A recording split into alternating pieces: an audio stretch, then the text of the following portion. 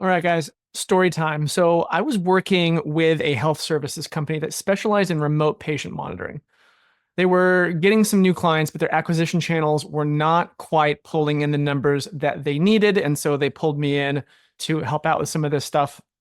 We started really by digging into where their leads were coming from, how those channels were performing. As it turns out, they were spreading themselves too thin, simply put. They were trying to really be everywhere, but they weren't focusing on when you're trying to be everywhere, you can't be everywhere with focus. They weren't focusing on any one thing. And what they were not really doing at all was looking at the data, analyzing feedback, and figuring out what was working. They weren't focusing on what was working. So we decided to shake things up a little bit. We cut back on the channels that were not delivering. We doubled down on the ones that were.